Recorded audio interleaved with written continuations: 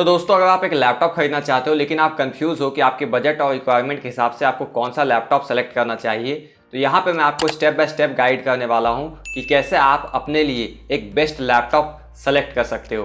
तो दोस्तों अलग अलग लोग अलग अलग पर्पज़ के लिए लैपटॉप खरीदना चाहते हैं। जैसे कि किसी को नॉर्मल ऑफिस वर्क के लिए चाहिए, किसी को वीडियो एडिटिंग वगैरह के लिए चाहिए, किसी को गेमिंग के लिए चाहिए, या फिर कोई स्कूल या कॉलेज का स्टूडेंट है उसको स्कूल और कॉलेज के वर्क के लिए चाहिए। तो यहाँ पे बेस्ड ऑन योर पर्पस अलग अलग टाइप के आपको स्पेक्स सेलेक्ट करने होते हैं। जैसे कि उसमें कितना रैम होना चाहिए, क्या प्रोसेसर होना चाहिए, क्या ग्राफिक्स कार्ड होना चाहिए, क्या डिस्प्ले रिजोल्यूशन होना चाहिए। और तो कई लोगों को लैपटॉप्स के पार्ट और उसके स्पेक्स के बारे में अच्छे से जानकारी नहीं होती है, जैसे कि क्या रैम होता है, क्या रोम होता है, क्या ग्राफिक्स होता है। तो ऐसे में वो अच्छा लैपटॉप सेलेक्ट नहीं कर पाते हैं। तो यहाँ पे वीडियो पूरा देखने के बाद आपको क्लियर जानकारी हो जाएगी कि कैसे आपको लैपटॉप को फिल्टर आउट करके अपने लिए बेस्ट लैपटॉप सेलेक्ट करना है। तो चलिए अब इस वीडियो को शुरू करते हैं। तो दोस्तों अगर आप अपने लैपटॉप या फिर मोबाइल से अमेज़न के ऊपर आते हो और सर्च में जाकर के लैपटॉप सर्च करते हो, तो दोस्तों अमेज़न पे लैपटॉप सर्च करने के बाद यहाँ पे आपको लैपटॉप्स का कंप्लीट लिस्ट मिल जाता है। इसके अलावा यहाँ पे साइड में आपको अलग अलग टाइप के फिल्टर लगाने का ऑप्शन मिल जाता है, जो कि आपको काफ़ी मदद करता है उस एग्जैक्ट लैपटॉप को ढूंढने में जो कि आपकी रिक्वायरमेंट है आपके बजट के अंदर। सेम ऑप्शन आपको अपने मोबाइल एप्लीकेशन में भी मिल जाता है। अगर आप अमेज़न ऐप अपने मोबाइल में ओपन करके सर्च में जा करके लैपटॉप सर्च करते हो तो यहाँ पे आपको सेम फिल्टर लगाने का ऑप्शन मिल जाता है। तो सबसे पहले यहाँ पे आपको नीचे की तरफ स्क्रॉल करना है और यहाँ पे आपको एक्टिविटी वाइज लैपटॉप्स को फिल्टर करने का ऑप्शन मिल जाता है। तो अगर आप लैपटॉप खरीदना चाह रहे हो तो आपका कोई पर्पस होगा, या तो आप बिजनेस पर्पस के लिए खरीद रहे हो, या फिर आप गेमिंग के लिए खरीदते हो, या फिर आप मल्टीमीडिया के लिए खरीदते हो।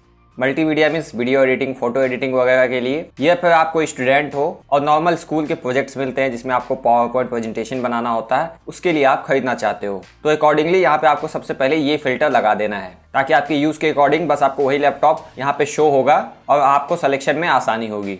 अब आपको ऊपर की तरफ स्क्रॉल करना है और यहाँ पे स्टार्टिंग में ही आपको कस्टमर रिव्यूज़ दिख जाता है। तो जब भी आपके जैसा और हमारे जैसा कोई कस्टमर अमेज़न से कोई लैपटॉप खरीदता है तो लैपटॉप डिलीवर होने के बाद वो उस पर रिव्यू भी डाल सकता है। तो अगर किसी लैपटॉप का rating majority of the customer ने 1 डाला है, मीन्स वो लैपटॉप सही नहीं है। और अगर किसी लैपटॉप का rating majority of the customer ने 3 या फिर 4 डाला है, मीन्स वो चल सकता है। तो यहाँ पे आप अपने अकॉर्डिंग इस स्टार रेटिंग से भी लैपटॉप्स को फिल्टर आउट कर सकते हो और सही लैपटॉप को चूज कर सकते हो। दूसरी चीज दोस्तों यहाँ पे आता है ब्रांड्स का। तो अभी तक में मैंने HP, Lenovo, Asus, Acer, Dell इन 5 ब्रांड के लैपटॉप को यूज किया है। वैसे सारे यूज करने में अच्छे हैं, लेकिन अभी तक में मैंने सबसे ज्यादा HP यूज किया है और HP थोड़ा एसस और लेनोवो से महंगा भी होता है। इसके अलावा लैपटॉप का ब्रांड सिलेक्शन में आपको ये भी ध्यान देना है कि उस ब्रांड का सर्विस सेंटर आपके नियर बाय में होना चाहिए। मान लो लैपटॉप खरीदने के बाद फ्यूचर में अनफॉर्चुनेटली लैपटॉप में कोई प्रॉब्लम आ जाती है और आपको अपने लैपटॉप को सर्विस सेंटर लेके जाना होगा, तो इस सिचुएशन में अगर नियर बाय सर्विस सेंटर मिल जाता है तो आसानी होगी आपको। इसीलिए आपको गूगल पे जाके सर्च कर लेना है HP centre near me, Dell centre near me, Lenovo centre near मी,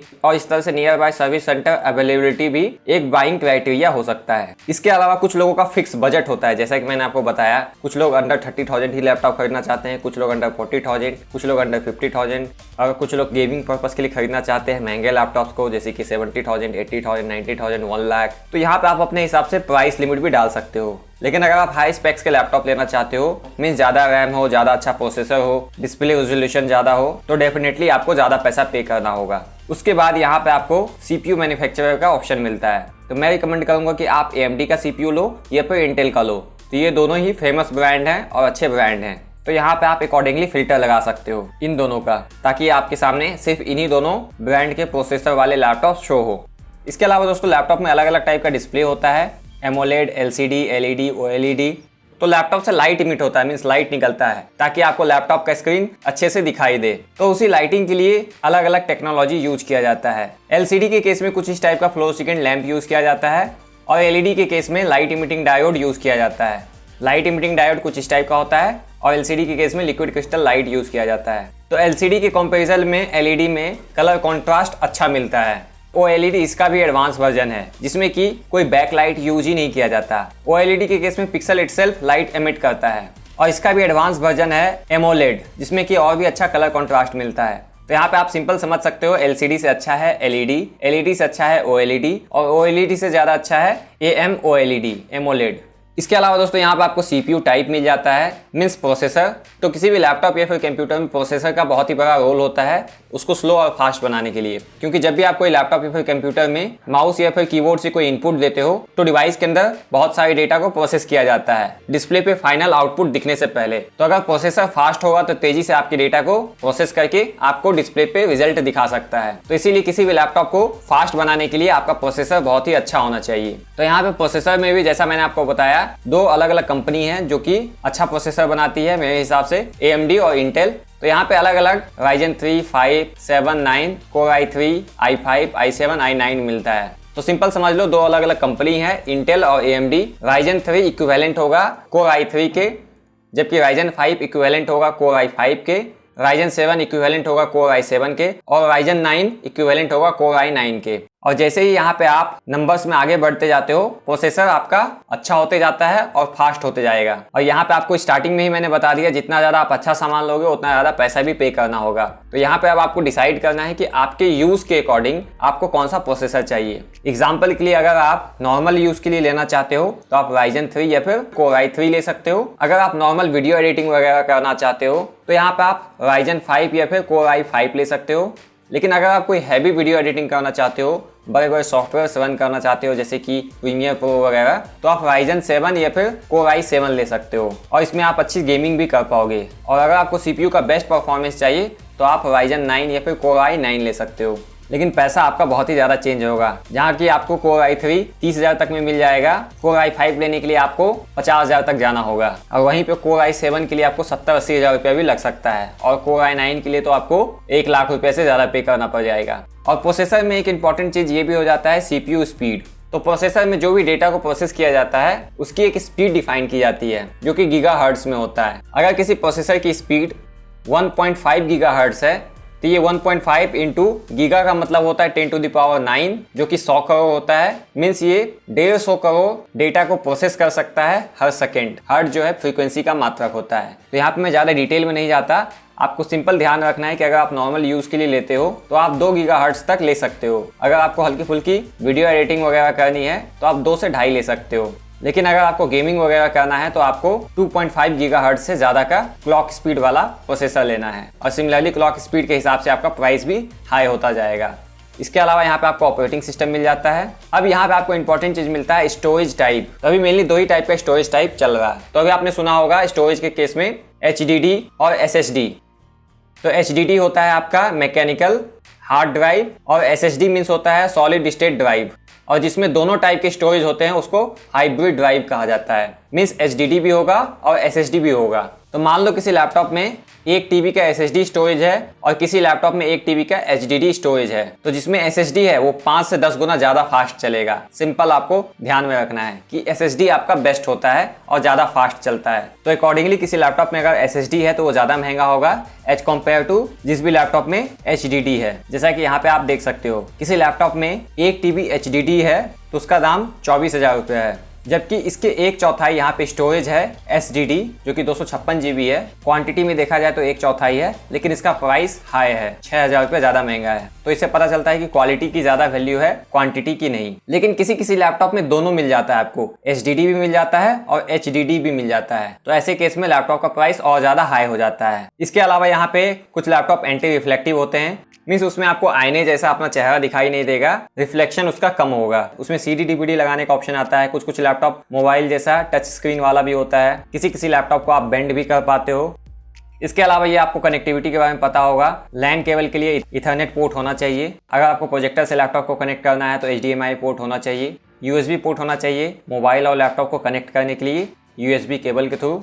इसके अलावा अलग अलग टाइप के डिस्प्ले साइज आते हैं, जैसे कि 10 इंच, 11 से 12, 13 से 14, 15 से 16 और 17 इंच तक के भी डिस्प्ले साइज आपको लैपटॉप में मिल जाता है। तो डिस्प्ले साइज यहाँ से कैलकुलेट किया जाता है किसी भी लैपटॉप के एक कॉर्नर से लेकर के दूसरे कॉर्नर तक।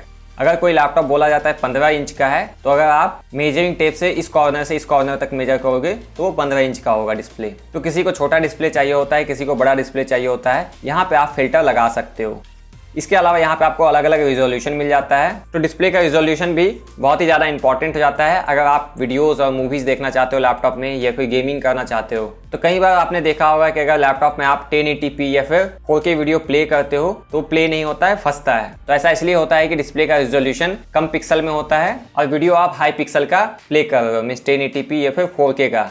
तो 1080p का अगर वीडियो प्ले करते हो तो रिजोल्यूशन भी अगर 1080p का हो तो ही आपको सही पिक्चर क्वालिटी मिलेगी, अदरवाइज आपका वीडियो प्ले नहीं होगा, लैग करेगा, फंसेगा। अगर आप 1080p तक का रिजोल्यूशन लेते हो तो आपको 45-50 तक में मिल जाता है, लेकिन अगर आप 4K रिजोल्यूशन में जाओगे तो 2-2.5 लाख रुपये पहुंच जाता है। लेकिन अगर आप 720p रिजोल्यूशन में लेना चाहते हो तो 30-35 तक में आ जाएगा। तो आप अपने बजट और रिक्वायरमेंट के अकॉर्डिंग सेलेक्ट कर सकते हो। लेकिन अगर आप गेमिंग और वीडियो एडिटिंग वगैरह करना चाहते हो तो हाईली रिकमेंडेड है आप मिनिमम 1080p तो लो ही।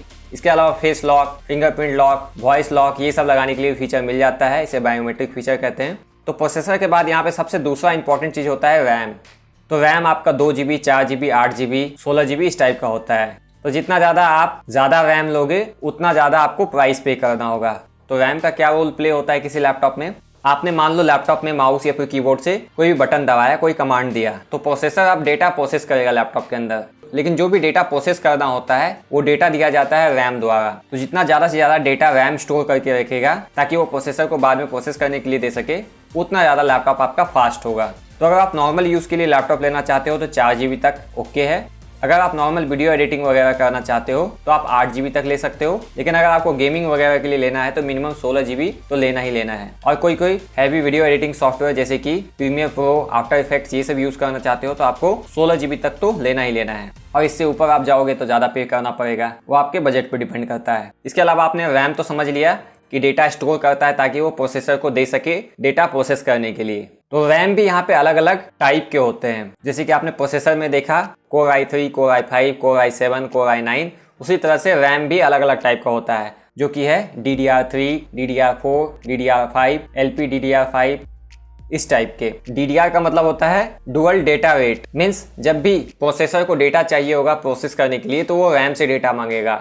तो रैम जितनी तेजी से डेटा प्रोसेसर को दे पाएगा प्रोसेस करने के लिए उतना ही फास्ट आपका लैपटॉप हो पाएगा। अगर मान लो आपका रैम का स्टोरेज अच्छा खासा है, 8GB या फिर 16GB है, लेकिन उसका प्रोसेसर को डेटा प्रोवाइड करने का स्पीड स्लो है, तो आपका लैपटॉप अल्टीमेटली स्लो होगा। तो यहाँ पे DDR3 से DDR4 की तरफ जाते हो तो DDR4 वाला रैम ज़्यादा तेजी से डेटा को ट्रांसफर कर पाएगा प्रोसेस होने के लिए, और सिमिलरली DDR5 और भी ज़्यादा तेजी से डेटा को ट्रांसफर कर पाएगा उसे प्रोसेस करने के लिए।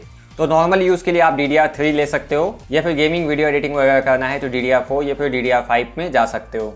इसके अलावा दोस्तों यहाँ पे आप ग्राफिक्स मेमोरी का भी फिल्टर लगा सकते हो। तो यहाँ पे मैं आपको ग्राफिक्स के बारे में छोटा सा एक्सप्लेनेशन दे देता हूँ। तो किसी भी लैपटॉप या फिर कंप्यूटर में 2 प्रोसेसिंग यूनिट होता है, एक CPU होता है, दूसरा GPU होता है, सेंट्रल प्रोसेसिंग यूनिट और ग्राफिक्स प्रोसेसिंग यूनिट। तो दोनों का काम है डेटा प्रोसेस करना है, लेकिन CPU से ज्यादा फास्ट होता है GPU, क्योंकि जहाँ CPU सिक्वेंशियल सीरीज वे में डेटा को प्रोसेस करता है, वहीं पे GPU एक साथ डिफरेंट डेटा को प्रोसेस कर सकता है। तो अगर आप अपने लैपटॉप में एक साथ मल्टीपल सॉफ्टवेयर को ओपन करते हो उस पर काम करने के लिए, और आपके मोबाइल में GPU मेमोरी है, तो आपका लैपटॉप बिल्कुल भी लैग नहीं करेगा। और तो अगर आप गेम ज्यादा खेलते हो तो गेम प्ले के स्मूथनेस के लिए आपको ग्राफिक्स की जरूरत पड़ती है, अदरवाइज आपका गेम फंसेगा, लैग करेगा। तो पिक्चर और वीडियोस रेंडरिंग के लिए ग्राफिक्स बहुत ही ज्यादा इंपॉर्टेंट हो जाता है। तो अगर आप नॉर्मल यूज के लिए लेना चाहते हो तो 2 से 3 GB आप ग्राफिक्स ले सकते हो। अगर आपको वीडियो एडिटिंग वगैरह या फिर गेमिंग करना है तो 4 से 5, 6 से 7 इस टाइप के ग्राफिक्स मेमोरी सेलेक्ट कर सकते हो।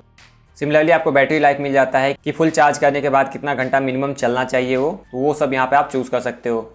तो डिस्प्ले रिजोल्यूशन मैंने आपको पहले ही बता दिया, HD, फुल HD, 4K ये अलग अलग टाइप के रिजोल्यूशन होते हैं। तो पिक्सल यहाँ पे एक बहुत ही इंपॉर्टेंट कॉन्सेप्ट है, क्योंकि जितना ज़्यादा हाई पिक्सल का डिस्प्ले होगा उतना ही ज़्यादा क्लियर आपको आपके लैपटॉप में चीज़ें दिखाई देंगी। तो पिक्सल को आप कुछ इस तरह से समझ सकते हो। मान लो ये कोई बर्ड की आई है, अगर इसको जूम करके देखा गया तो इसमें यहाँ पे आप देख सकते हो स्क्वायर ब्लॉक्स बना हुआ है, वो भी अलग अलग कलर का। और इसको और जूम करके दिखाया जाए तो यहाँ पे आप देख सकते हो इस टाइप का स्क्वायर डॉट दिखाई देता है। तो मीन्स जो भी पिक्चर बना होता है और डिस्प्ले बना होता है वो अलग अलग डॉट से बना होता है। तो जितना ज़्यादा डॉट होगा उतना ज़्यादा पिक्चर क्लियर दिखाई देगा। तो इसी डॉट को 1 पिक्सल कहा जाता है। इसको आप और भी अच्छे एग्जाम्पल से समझ सकते हो। ये कोई पिक्चर है जिसमें कि कम डॉट है, और ये दूसरा पिक्चर है जिसमें ज़्यादा डॉट है, और ये तीसरा पिक्चर है जिसमें और भी ज़्यादा डॉट है। तो पिक्चर की clarity based on number of dots means pixel बढ़ता जा रहा है। देख सकते हो पिक्सल बढ़ता जा रहा है, और इसी तरह से पिक्चर की क्लियरिटी भी हाई होते जा रही। सिमिलरली अगर आप अपने लैपटॉप में भी थोड़ा पास से जाके देखोगे तो आपको इस टाइप के डॉट्स दिखाई देंगे स्क्वायर के। तो एक डॉट को 1 पिक्सल कहा जाता है। तो यहाँ पे आप देख सकते हो अलग अलग डिस्प्ले रेजोल्यूशन पिक्सल मिल जाता है। तो कोई भी लैपटॉप या फिर कंप्यूटर का डिस्प्ले कितने पिक्सल का बना हुआ है आप यहाँ पे गुना करके मल्टीप्लाई करके पता कर सकते हो। तो इसको मल्टीप्लाई करने के बाद जो नंबर आएगा उतने नंबर ऑफ डॉट से मीन्स पिक्सल से वो डिस्प्ले बना हुआ है। तो जितना नंबर ऑफ डॉट्स होगा उतना ज़्यादा क्लियर आपका डिस्प्ले होगा। तो इस तरह से दोस्तों यहाँ पे आप अलग अलग चीज़ों का फिल्टर लगा करके अपने यूज़ के अकॉर्डिंग लैपटॉप सेलेक्ट कर सकते हो। तो सबसे इंपॉर्टेंट फिल्टर तो यहाँ पे आपको नीचे मिल जाता है कि आप किस एक्टिविटी के लिए लैपटॉप लेना चाहते हो, और जितना ज़्यादा फिल्टर लगाते जाओगे उतना ही कम आपका लैपटॉप शो होने लगेगा और आपको सिलेक्शन में ज़्यादा आसानी होगी। तो दोस्तों अब किसी लैपटॉप को मैं ओपन करके दिखाता हूँ और उसके स्पेक्स को अब पढ़ के बताता हूँ, क्योंकि यहाँ पे ढेर सारे स्पेक दिए जाते हैं जो कि हर इंसान को समझ में नहीं आता है। तो यहाँ पे अगर HP लिखा हुआ है तो HP ब्रांड है, सिंपल क्लियर है। अगर 15S लिखा हुआ है मीन्स स्क्रीन का साइज 15 इंच है, इंच में है, मीन्स एक कॉर्नर से लेके दूसरे कॉर्नर तक 15 इंच का साइज होगा। इसके अलावा यहाँ पे 11th जनरेशन कोर i3 है। तो जनरेशन सिंपली बताता है कि कितना नया टेक्नोलॉजी है। अभी 12th जनरेशन तक इन प्रेजेंट आ चुका है। यहाँ पे 8 GB इसमें रैम है। इसमें यहाँ पे आपको 512 GB का SSD मिल जाता है स्टोरेज। नॉर्मली लैपटॉप में 1 TB HDD मिल जाता है, लेकिन SSD के केस में 512 GB तक ही मिलता है। आप ऐसा भी कर सकते हो कि SSD का लैपटॉप ले लिया, बाद में उसमें HDD का अलग से स्टोरेज फिट करवा सकते हो। बाकी स्क्रीन साइज मैंने आपको बता दिया 15.6 इंच है एग्जैक्ट में। फुल HD स्क्रीन है। Full HD screen means 1080p। अगर HD लिखा हुआ होता है मीन्स 720p और UHD लिखा हुआ रहता है मीन्स अल्ट्रा हाई HD, उसका मतलब होगा कि डिस्प्ले रिजोल्यूशन 4K का है। यहाँ पे माइक्रो एज का मतलब है कि स्क्रीन के साइड में ये जो स्पेस होता है ब्लैक वाला, ये पतला सा एज है। एंटी ग्लेयर मीन्स स्क्रीन से रिफ्लेक्शन कम आएगा, मीन्स आपको मिरर टाइप का फील नहीं आएगा लैपटॉप का स्क्रीन देखने पे। इसमें आपको एलेक्सा मिल जाएगा, वॉइस असिस्टेंट। विंडोज 11 आपको इसमें इंस्टॉल्ड मिल जाएगा। इंटेल का UHD ग्राफिक्स मिल जाएगा। डुअल स्पीकर मिल जाएगा, मीन्स 2 स्पीकर मिल जाएगा। MS ऑफिस भी मिल जाएगा, जैसे कि आप वर्ड, पावर पॉइंट, एक्सेल, ये सब कुछ प्री इंस्टॉल्ड मिल जाएगा। यहाँ पे वजन वगैरह दिया गया है लैपटॉप का। तो दोस्तों कुछ इस तरह से आप अपने बजट और रिक्वायरमेंट के हिसाब से लैपटॉप्स को फिल्टर आउट करके निकाल सकते हो और अपने लिए एक बेस्ट लैपटॉप सेलेक्ट कर सकते हो। इसके अलावा अभी भी आप अगर अच्छा लैपटॉप सेलेक्ट नहीं कर पा रहे तो मैंने अलग अलग लैपटॉप्स का लिंक इस वीडियो के डिस्क्रिप्शन में दे दिया है। वो भी अलग अलग बजट के अंदर, जैसे कि अंदर 30,000, 40,000, 50,000, 60,000, 70,000, इस टाइप से आप उन लैपटॉप्स को भी चेकआउट कर सकते हो। और तो और आशा करता हूँ आपको लैपटॉप के स्पेक्स के बारे में भी सारा डाउट क्लियर हो गया होगा। तो अगर ये वीडियो आपके लिए यूजफुल रहा तो इस वीडियो को लाइक करें, और इसी टाइप के छोटे छोटे यूजफुल वीडियो आगे भी देखने के लिए आप हमारे चैनल को सब्सक्राइब करना बिल्कुल ना भूलें। तो अभी के लिए बाय बाय।